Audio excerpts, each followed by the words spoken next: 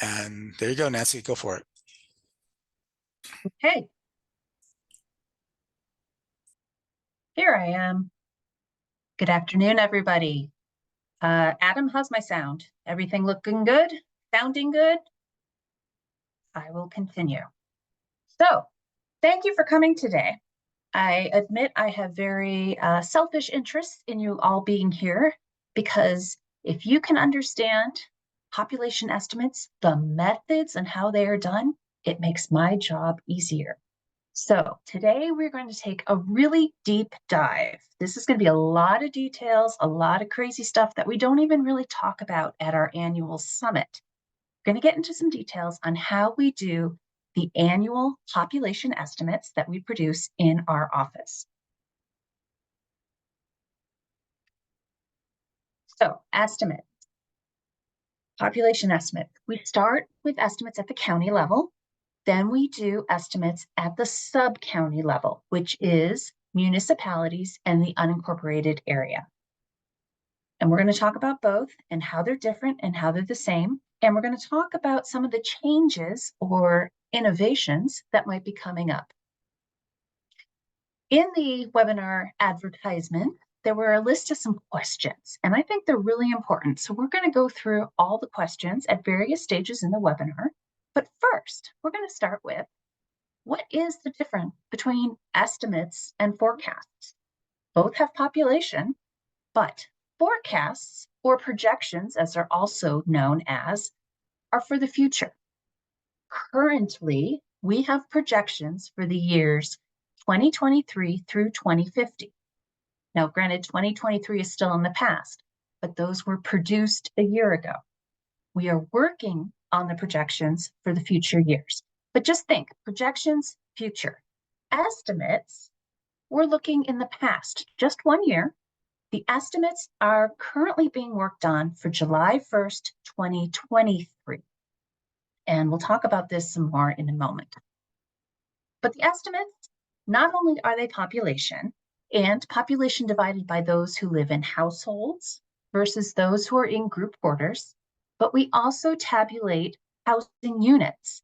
And in the past, we also made calculations for the number of occupied housing units and vacant housing units, and the vacancy rate that went with that, but also the average number of persons per household.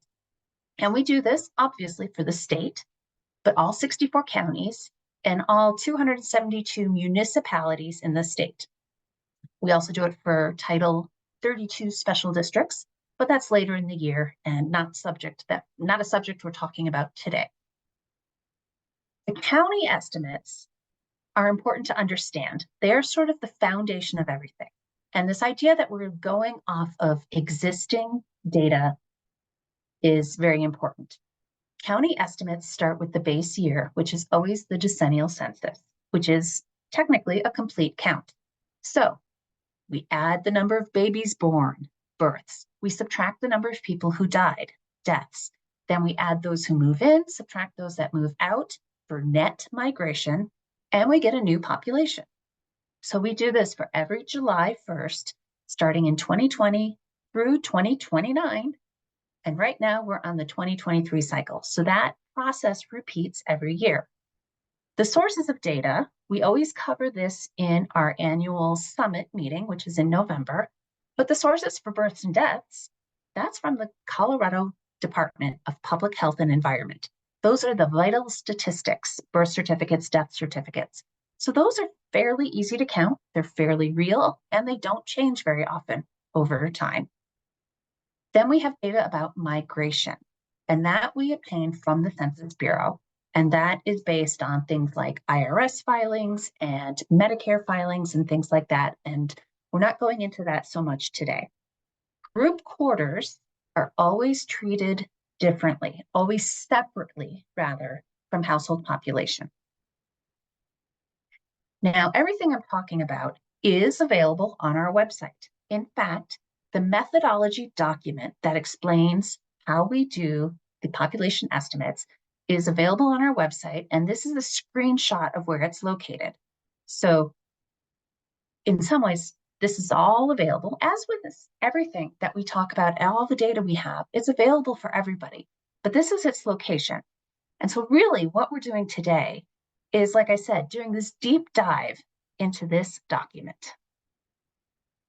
When we're talking about county estimates, this again is a screenshot of that document. Again, adding births, subtracting deaths, adding net migration, and then the group quarters population to get our new population estimate. Fairly simple. Knowing that this data is, I want to say, real, it's something that we can track over time. And this chart is showing those three components: the births, the deaths, and the migration. The births are in blue, the deaths are in orange, and the net migration is in green. And this chart goes back to 1991 through 2022, but just shows how births have been going, how deaths have been going, and net migration. This is the annual change each year. This chart's not looking at the cumulative, but just the annual change each year. Now, for the past 12 years or so, we have had change each year. Going back to 2011 through about 2020, we had nearly an additional 50,000 people in the state each year. But on the right side of this chart, which is showing that annual change each year, for 2021 and 2022, we had much lower annual population change. In fact, 2021 has the lowest annual population change since 1990. Now, this is going to be important a little bit later on, but this is the deal. This is the total population for the state, which is spread over the counties based on the births, deaths, and migration and the location of those people. But the municipal estimates and the estimate for the unincorporated area is slightly different. We have this data at the county level. We know how many births, deaths, and migration. But when we want to produce estimates for the sub-county level, for all the cities, towns, and unincorporated area, we have to figure out a way to distribute that population. And the best proxy that we have found for where population lives is housing units, because that's where your household population is living. Like I said earlier, group quarters are separate. We have the actual addresses where all the group quarters are, so we can add those in separately. But when we're looking at that total population at the county level and spreading it to the municipalities, that's where the issue is. One moment, please. I need to turn off my email. It keeps dinging in my ear. There we go. Okay. Where was I? So the spreading of the population to the municipalities. We take housing units. Now, the easiest way and sort of the first way we go about it is we take that total number of housing units and we multiply it by that occupancy rate, or conversely, the vacancy rate and the persons per household that was determined at the last decennial census. Like I said earlier, we use that decennial census, all that data, as our base, as our foundation for that decade. So one way of doing it is, well, this jurisdiction added 100 new housing units. One way to figure out what that population would be is just to take the occupancy rate from the 2020 census, the persons per household, multiply it, and we'd get a new population. Great, very simple. But we already know what that total population change is from, I'll say it again, the births, deaths, and migration. At the county level, we already know what the change is. This is the idea that the municipal populations are controlled to the sum of the county populations they are within. So let's take a look at this. So back to one of these questions. Why are housing units so critical to your town or city's annual population estimates? Because of this idea that we have county level population and we need to distribute it to the municipalities. We're not actually out there counting everybody who lives in, say, Castle Rock versus Parker versus Larkspur. We are making an assumption. The model is based on this assumption that people are living where the housing units are. And so those housing units are used as the proxy for distributing the population from the county level to all the municipalities. It's how we spread it out. Like I said, we're not actually out there counting everybody. Now, housing units are so important. Where am I getting the data for that? Well, every year, our office does essentially a survey of all the jurisdictions that have building departments to ask, well, how many new residential building permits have you issued in this past year? And how many were single family? How many were multifamily? We also want to know if there are any housing units that were demolished, destroyed, any housing units that were removed from your total number of housing stock. So that's when we're asking for demolitions. And if your jurisdiction issues certificates of occupancy for all your residential units, we would love to have that data too, because that's really clear as to how many new housing units your jurisdiction had.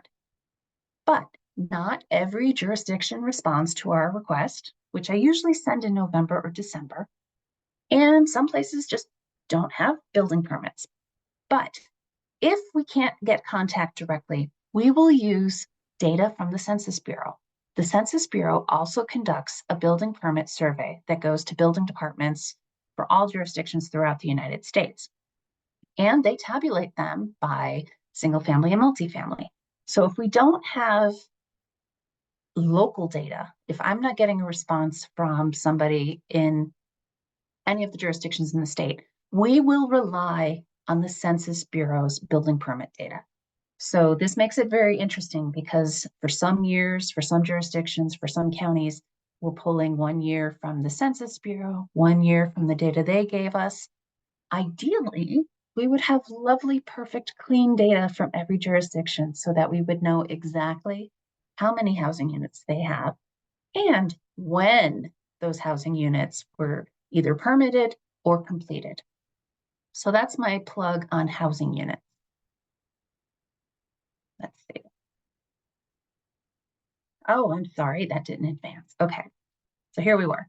Questions to answer, why are housing units so important? The data source, it's from our own survey of the jurisdictions or from the building permit survey from the Census Bureau.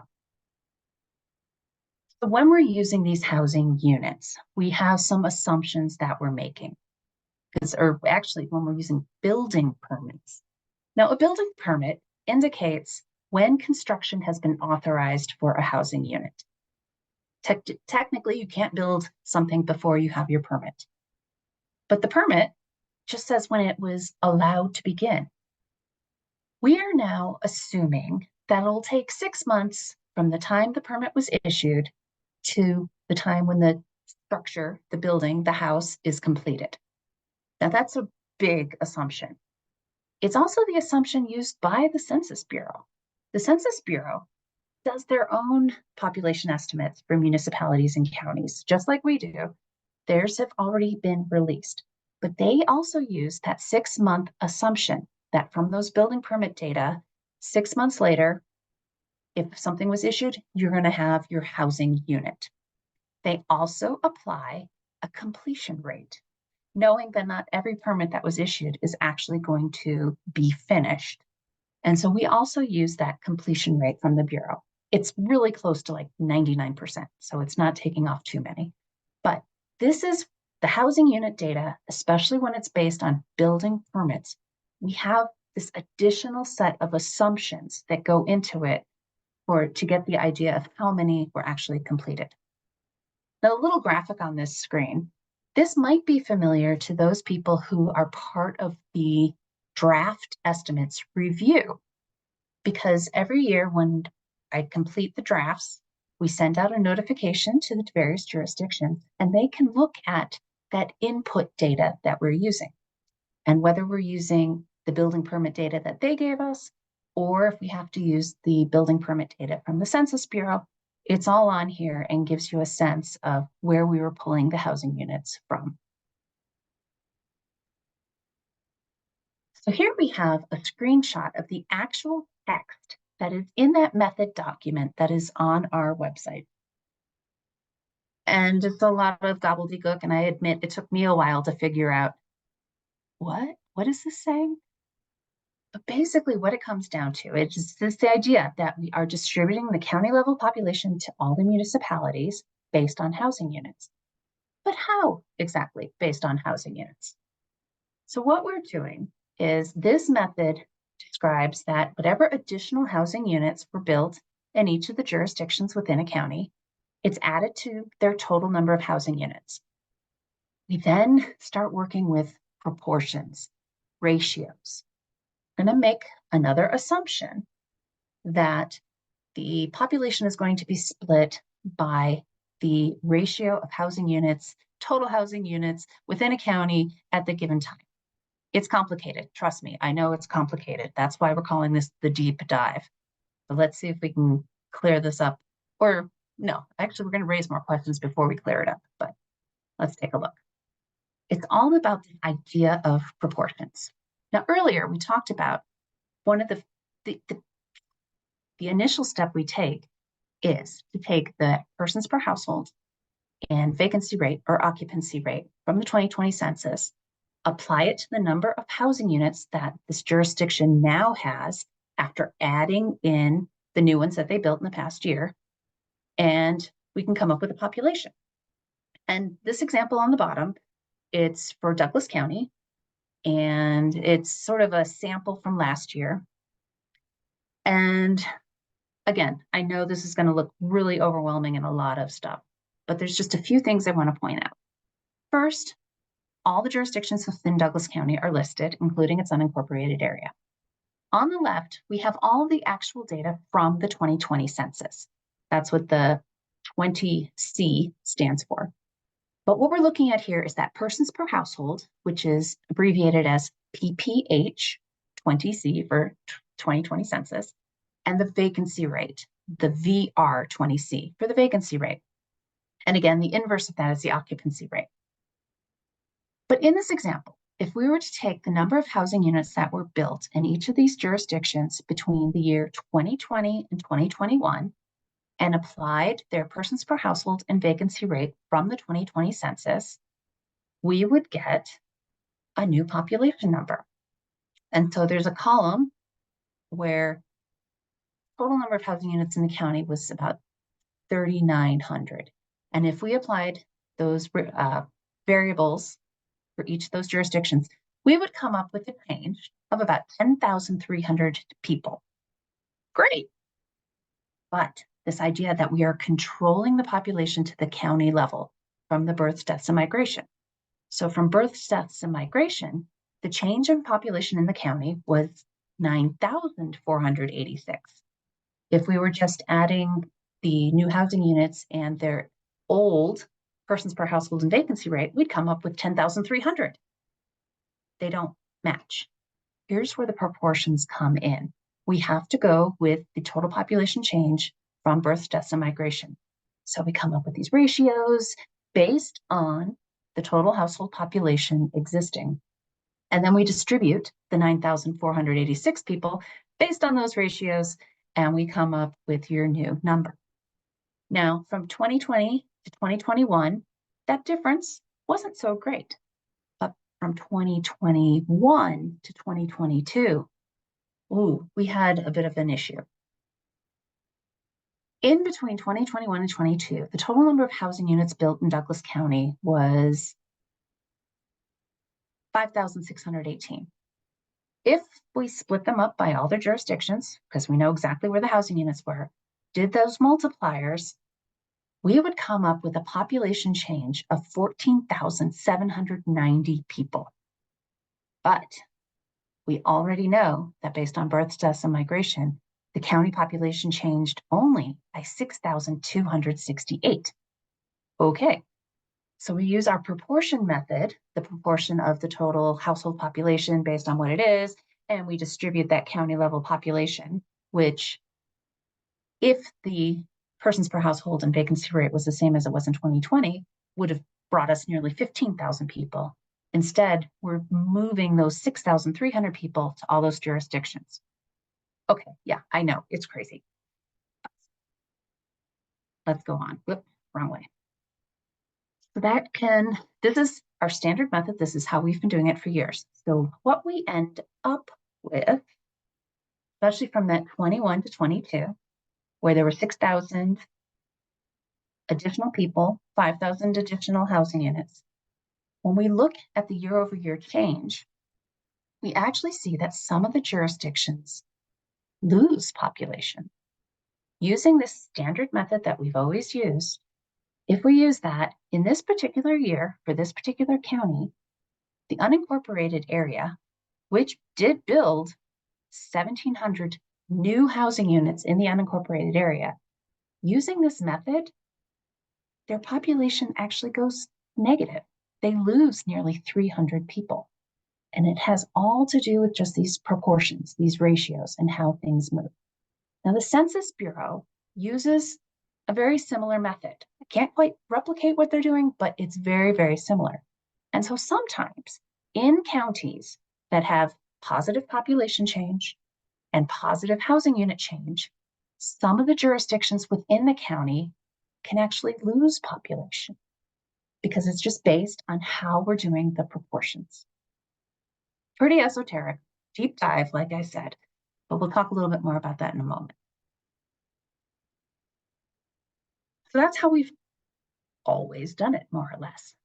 But what changes since 2020 are impacting the estimates and forecasts? Well, I'm glad you asked. It's very appropriate. Like I said, we've been using this standard method since the last decade, but there have been some changes since 2020 that have initiated some modifications to the standard method. For one, over the past 3 or 4 years, there's actually been an increase in housing unit production. That permits have been booming. And another interesting thing is that there's a higher share of multifamily units being permitted. In some years, statewide, nearly half of the building permits issued were for apartments. And we know they're apartments because there's not very many condos being built in the state right now. But just this higher share of multifamily, higher share of buildings that have 5 or more units. We're typically talking about high rises, things like that. Things that chances are take longer than 6 months to build. We'll go into that in a moment. But we've also seen this decrease in population change, both due to natural increase, that births have been trailing, slightly going down, deaths have been increasing. And then net migration has been changing, and there hasn't been quite as much in these past few years as there was last decade. So less population, more housing units. And to throw in more complications on top of everything, we have some issues related to the 2020 census. Like I said, we use that decennial census as our base. It is our foundation, and everything from there is used to create the population and estimates going forward, including, most importantly, that vacancy rate and persons per household. We'll talk about that in a moment. But among these recent changes, the fact that we've had more housing units built in these past few years than we have had population change has caused some of our municipal estimates to look just a little unreasonable, like that example we just gave. A county where the population change was positive, the housing unit change was positive. But using that standard method, we end up with a jurisdiction that's losing population, even though it built 1,700 new units. We think that phenomenon is occurring because we have had more housing unit change than population change for the past few years. There's also an issue with these multifamily permits that I sort of touched on. This idea that all our permits are time lagged 6 months from the time the permit was issued to when it's completed. And we're assuming that 6 months later, there is a housing unit to occupy. That's not really the case with multifamily. They take much, much longer to build. Perhaps 18 months, a year, 2 years. We are experimenting with time lagging the multifamily permits about 18 months to see if it comes up with a difference in the number of housing units. But this idea that there are more housing units than population change in a given year, and that in some cases we can see unusual results with jurisdictions, municipalities losing population that you would think they would not, it's simply due to the ratio. So another experiment has been trying a different ratio. Instead of taking the total household population ratio of the existing jurisdictions in a county, what if we just do the ratios based on the number of new housing units in that 1 year and distribute the population based on the ratio of just those new units in 1 year? That would guarantee that every jurisdiction that built a new housing unit would gain at least some population. It's something we're trying. So, another question. How can a minor change in methods significantly change the population of municipalities in your county?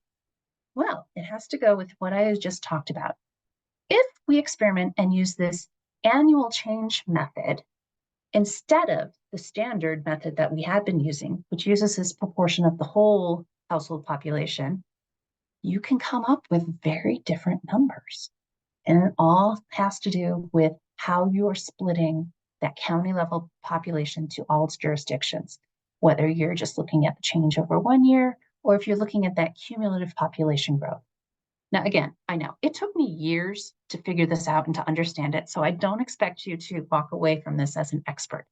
But just know the purpose of this is just to know that minor tweaks in our method, in the model, in the assumptions, can come up with rather big changes. So that covers some of those changes that have been occurring and some of the things that we are looking at to perhaps modify how we do the estimates, whether we're going to do a different time lag for multifamily, whether for some jurisdictions we may use an annual change method versus our standard method. But one of the biggest questions I've gotten over the past year is, why didn't the State Demography Office publish data on vacancy rate or persons per household last year? Yeah, I know. Tell me about it. A lot of it has to do with the decennial census. Now, this is something we covered in our annual summit last November.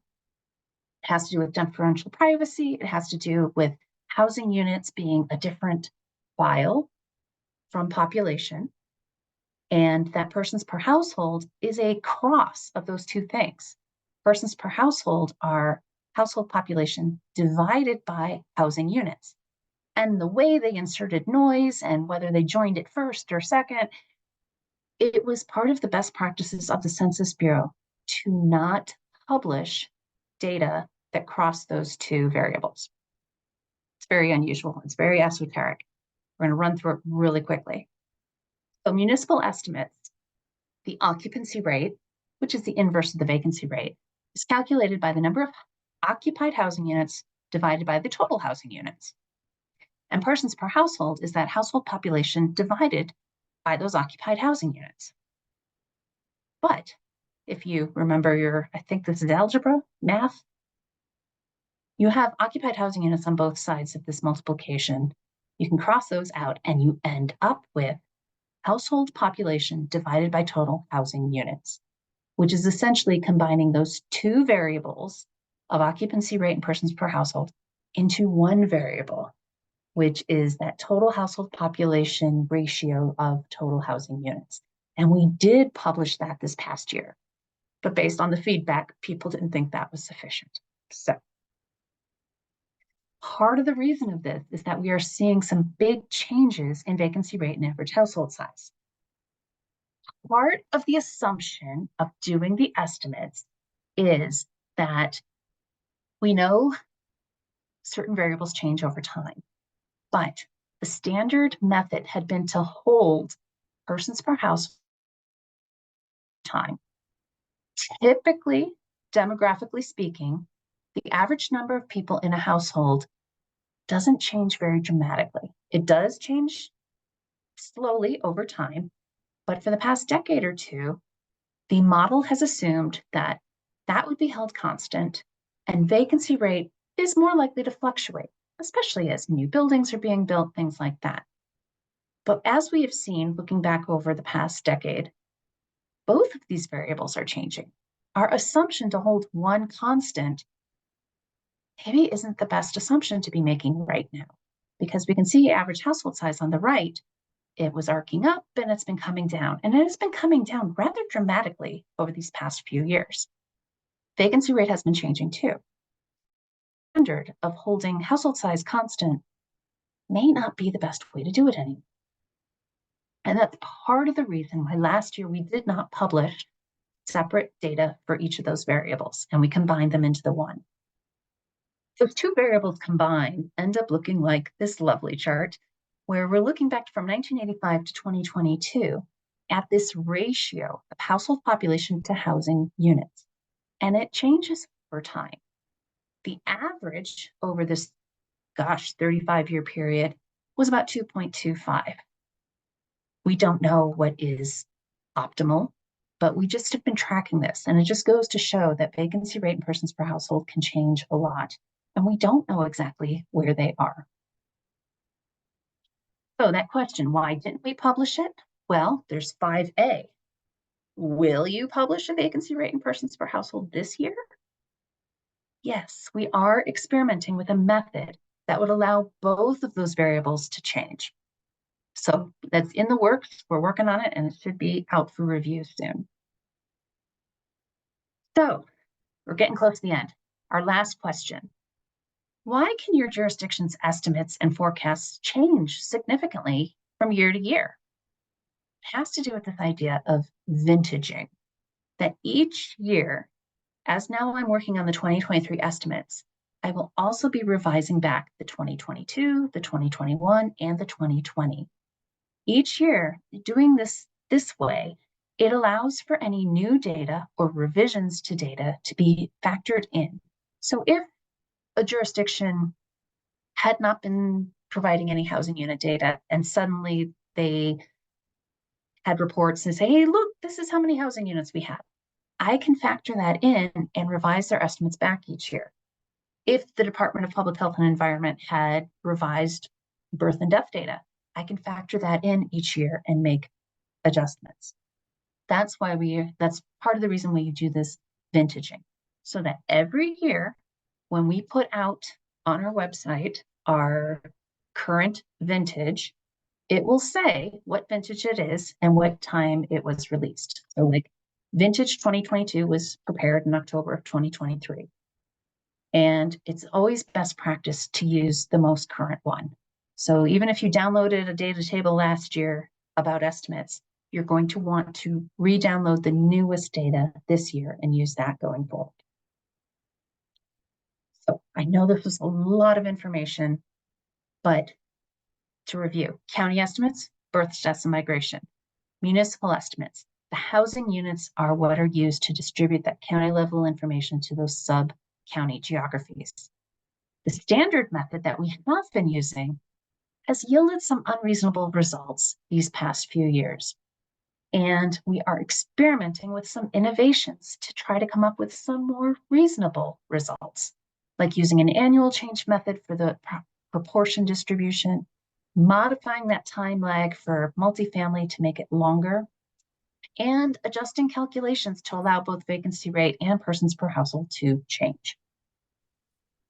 We have a little bit of time for questions. I do want you to know you can contact me directly. My phone number is on here, my email address. I'd be happy to chat with anybody who has deep questions about this information. Great. Thank you, Nancy. We have 3 questions I want to talk about. The first one is, what about the unhoused population? Is that data incorporated into your estimates, recognizing that the population tends to be somewhat migratory, but are they counted? Typically, well, they are included in the decennial census, that the Census Bureau does include unhoused population. And that's a whole other conversation as to how they do that. But that's just carried over year. We don't typically, in this annual estimates method, have any way of incorporating changes in that population. This was a question that you answered. Where is the information for births, deaths, and migration used from? That comes from the CDA-PHE, right? Correct, for births and deaths.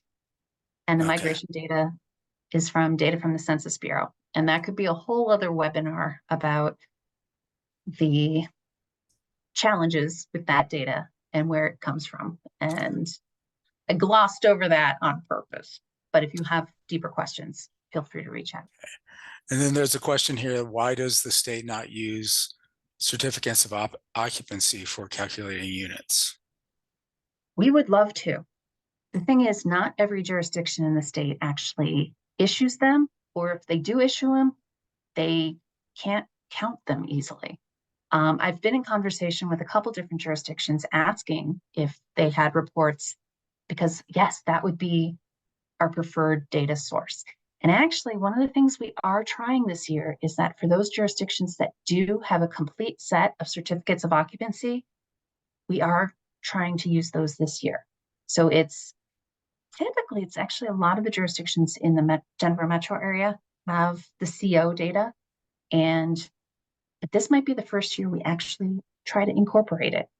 But typically the answer is that because not everybody had it and we wanted to keep everybody on a similar model, we weren't. But if you've got CO data, send it to me. I would love to see it. I have two questions here about temporary and undocumented immigrants, temporary workers and undocumented immigrants.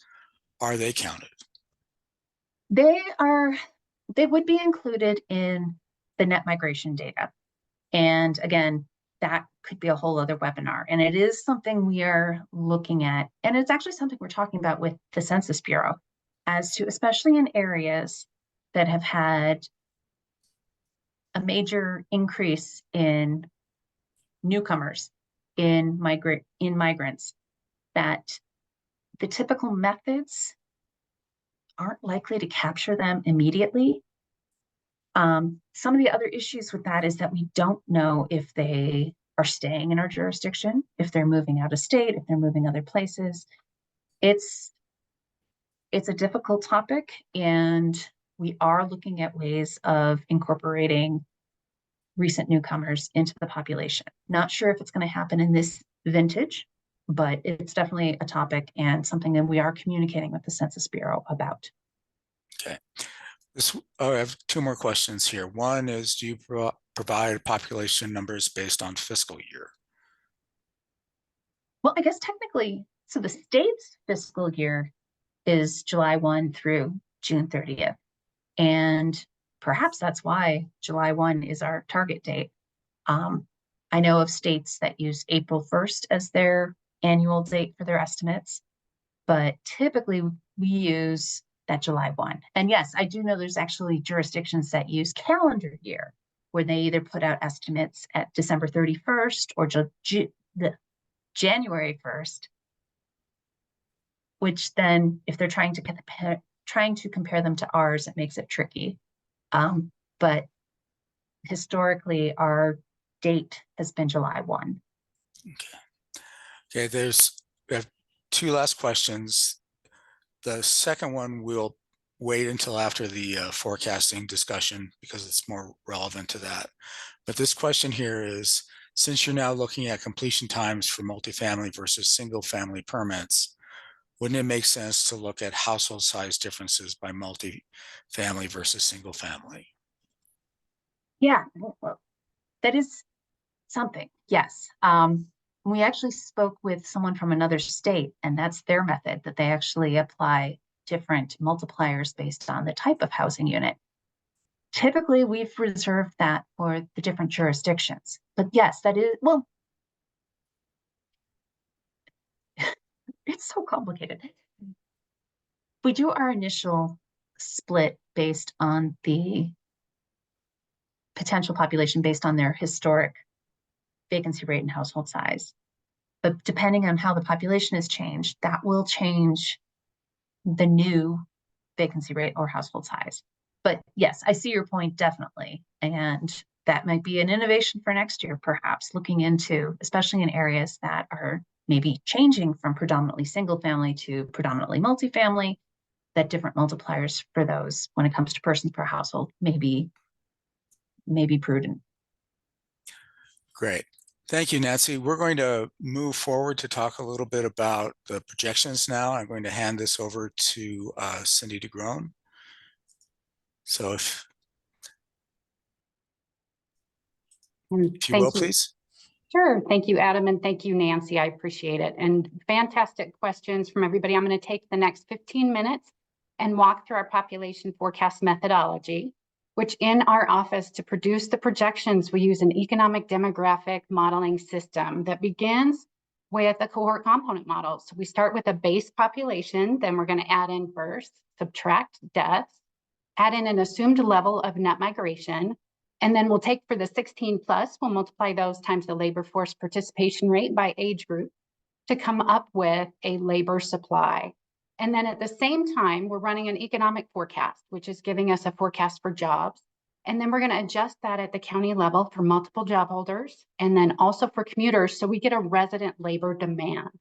And our goal there is to come up with a very reasonable labor supply forecast that fits with a very reasonable labor demand forecast at the county level. That gives us a lot of handles to be able to talk to and review those numbers with local governments. Those are updated annually. One of the reasons I love that is because we're able to incorporate any information that we learn in the previous year into our forecast, including incorporating the information from our most recent estimates that Nancy just presented. But if I could only use one thing to produce the population projections, it would be age.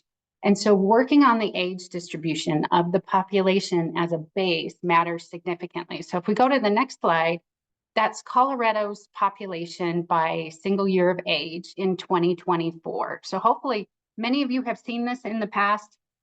If not, if we go sort of towards the oldest end of the age distribution here, we see the silent generation. These were the babies born World War II and the Depression, and so there just weren't very many of them.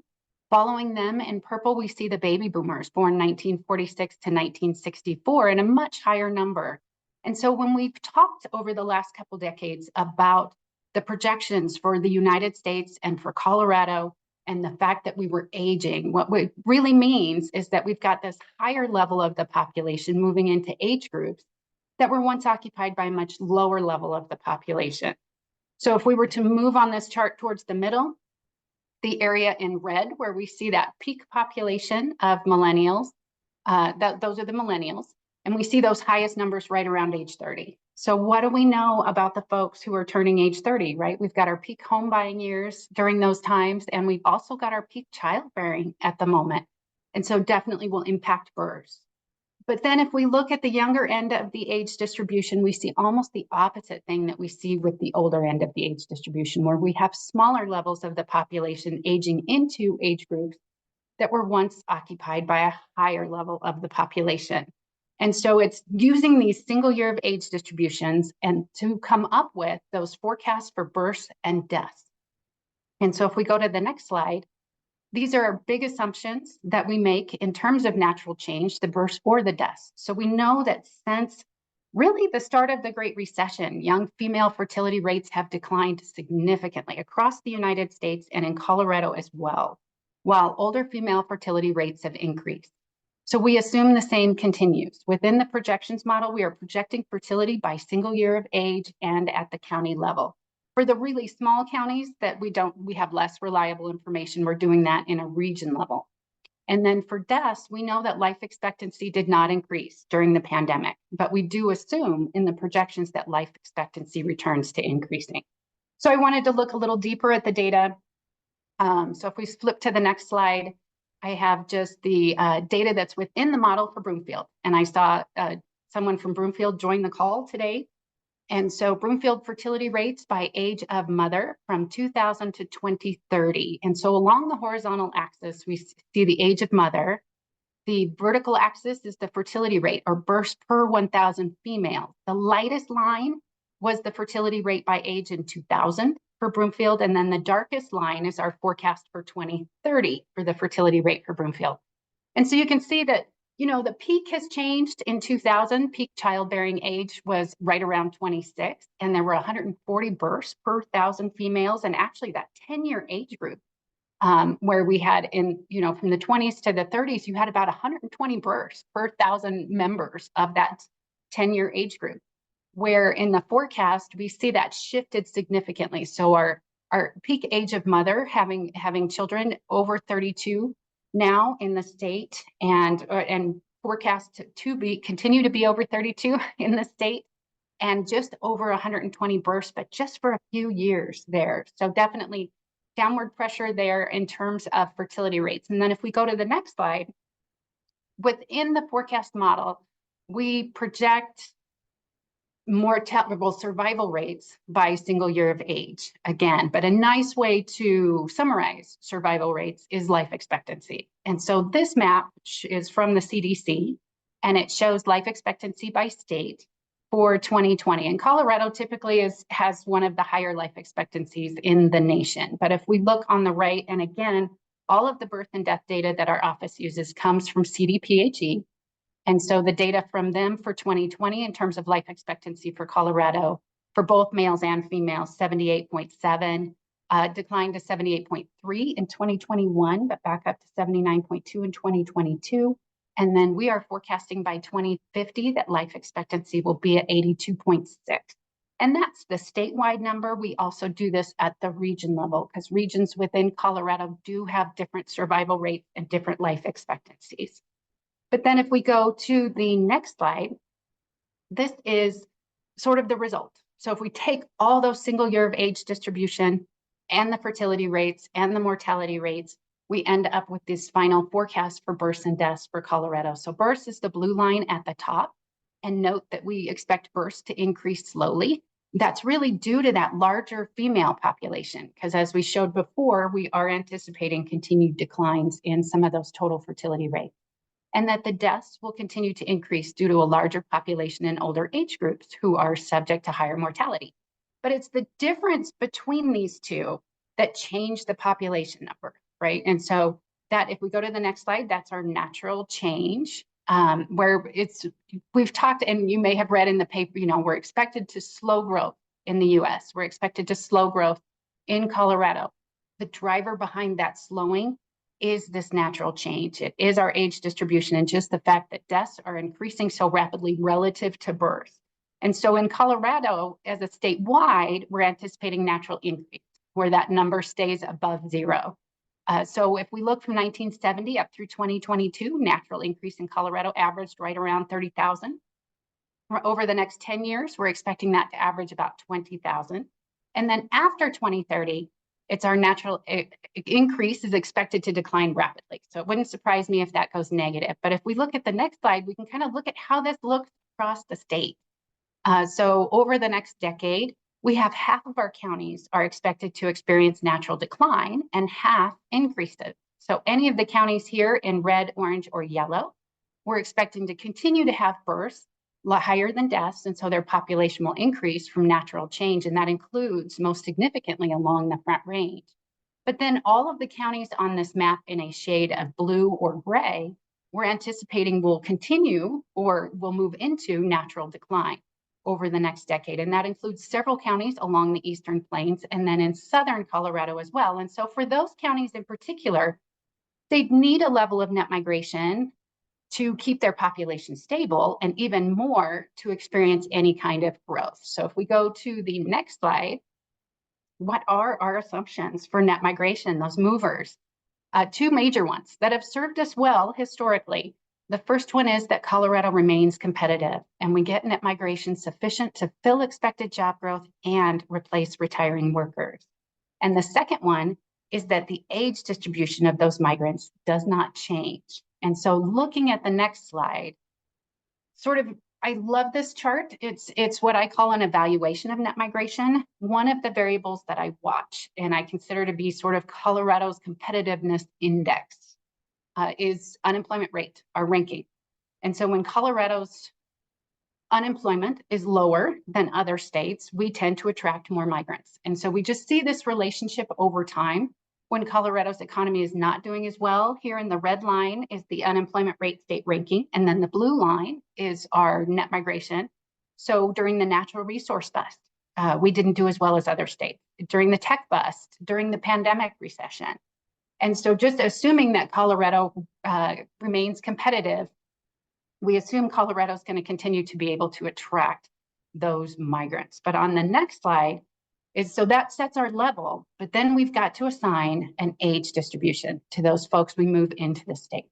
So this chart shows Colorado's net migration by age, We know that Colorado attracts early career young adults, families, because we can see the mirror of their children behind them on this chart, and university students, but that most older adults age in place. And so on the chart where the horizontal axis is our age distribution, from 50 and over, you can kind of see that Colorado, for as many people as move in, we have that same number move out almost. So kind of a net zero in terms of older adults. But that this chart has looked the same way since the 1970s. So the levels may have changed, but this general distribution has not. And so if we take a look at the next slide, because we know this all differs by county, last year, so as we were super inspired by some fantastic research done by Rochelle Winkler on typologies of net migration. That was a fantastic way to explain sort of how we classify each one of the counties. We used to call these regions, but these are nice ways to do it. But 2/3 of Colorado's counties, they look more like the nation, where it's young adults really driving that change in terms of net migration, where we have 6 counties that we classify as early career, 5 university influence, 18, so mainly on the Eastern Plains and Southern Colorado, where it's young adult outmigration. And that makes sense because these young adults, as they come of age, they may want to go to a university or find other job opportunities that are outside of that community. But then we also have you know, 1/3 of our counties where it's the adults over age 30. That's the dominant feature of the age of migration. So Colorado's not a retirement destination that we talked about, but 14 of our counties are. And then we have 4 counties, Denver, El Paso, Mesa, and Weld, where it's a combination of one of these. And so if you want to take a look at any county, I have a link on the left, which is Colorado Net Migration by Age Dashboard. And that's all of our data. But then the rest of the data that comes from Winkler and the other crews that are listed underneath is the net migration patterns for US counties. So you can kind of compare any Colorado county to any other county across the US. It's a fantastic site. And then if we go to the next slide, so this is the way we've done our forecast for many years, but how reasonable is it? How good is it? We constantly look at and evaluate how well we're doing. My goal with the projections each year is just to make them better. I want to improve the projections for counties. And we have done that with this method. We've improved it for counties where 97% of Colorado's population resides. So we're talking large population centers do really well with this method, regional service centers, tourism dependent counties. We did not improve our projections for natural resource dependent counties. If anybody has a good way to project employment in mining or agriculture, let me know. Or with counties less than 2,000 residents. Those are tough. So when you get into those small areas or really small populations, that's harder. And certainly for the 10-year projection, so when we're talking 2030, we really are thinking about those job projections. But when we are talking 2050 or 2060, they're very much so based on long-term trends. But I just want a reminder that that age matters. On the next slide, I have a list of uncertainties, which of course, there are always many questions, but we can go ahead and move to answering any of the questions that you guys have about our method. Thank you. Great, thank you, Cindy. We have several questions here. Let's go back up here. First one is, we talked about how the verified methods and census counts for sub-county or county level information every 10 years. So if you have a comment on that. Absolutely. We spend a significant amount of time evaluating the methods that our office has used, and actually relative to some other states' methods in terms of estimates, I think we did very well. And relative to some of the Census Bureau's estimates. So our estimates, I like to think we do a much better job than the Census Bureau do in Colorado, just because we're in Colorado. And so we have that benefit of our relationship with the Colorado Department of Public Health and Environment. So we're constantly incorporating those most recent births and deaths in the estimates program. Certainly. Now, at the sub-county level, we always look at it. And so we are absolutely doing those comparisons, looking at what that census count looked like in 2020 and trying to make those methods better. And so hence some of those innovations are due to differences that we've seen there. But then with the projections also. We have 2 questions that are very similar. Are you finding that these trends that we see in Colorado are also represented and seen in the United States as a whole? Okay, well, certainly the trends in births and deaths, yes. Those very much so. We're seeing across the US as a whole. In terms of our relationship of net migration to the unemployment rate state ranking, no, not so much. So it is more like that in the West, though. So the East Coast, a very different relationship. When I first presented this idea at a national conference and many other states were present, I think many of the states on the East Coast laughed me out of the room. They wondered, what were you thinking, talking about employment related to population growth? And now I know that there are 6 states in the West who are using a method that's very similar, just because it is sort of a Western thing where our population movement has related quite closely to changes in the economy. Now, whether or not that will remain to be the case moving forward, I think is a very interesting question, and one that I'm excited to evaluate some of the forecasts we're doing right now, but it's going to take us 10 more years before we can. So that's the bummer about the projections. Okay, so how do these forecasts vary by racial, ethnic, and economic groups? Oh, thank you very much for asking, because we do a population projection by race and ethnicity. And so in that case, we absolutely incorporate, and part of the reason we do look at race and ethnicity is because we do experience different total fertility rates, different fertility rates by age, and different survival rates by different race and ethnic groups. So those are available on our website. So we still use the county model to determine that statewide total population that we have, but then that statewide population we have broken out by race and ethnicity, driven by those specific factors. Okay. And then we have a question here about how have forecasting methods for births been adjusted to reflect access to contraception in Colorado? That is such a good question. You certainly know it well. And for those who are interested, the Colorado Department of Public Health and Environment produced a publication called Taking the Unintended Out of Pregnancy. It is a fantastic document looking at the introduction and more widespread use of long-acting reversible birth control across Colorado. And so absolutely, those declines that we expect to continue to see in our young adults, very much so related to that increased use and adoption of long-acting reversible birth control. So Okay. Did I do it fast enough? No. And so I think our forecasts for births were too high, say back in 2013 and 2014 when it was first starting, but hopefully we've caught up by this point. Great. And this will be the last question before we sum up here. I'm going to read this. The human behavior, such as motivations to live in one place over another, seems dynamic and not easy to capture in a model. How does this dynamic factor into your uncertainties? Is it through a margin of error or other?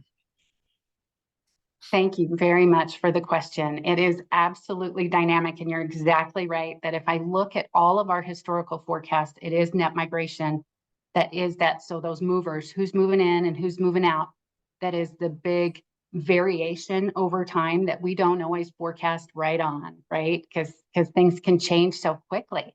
And so one of the things that we do right now is we only produce one number. So we go with what we think that most reasonable number potentially is. One of the innovations that we could possibly introduce at a future date would be to look at that net migration number and give it some kind of, so it's not a stochastic process. So if we used a stochastic model, we could come up with different types, different error versions, but since it's not, we don't, but we could look at potentially a high and a low.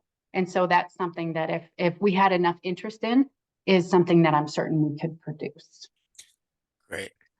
So if you could go to the last slide, please. Thank you. Well, I want to thank everybody for attending this series of webinars. We've talked a lot about the different data sources that we put together.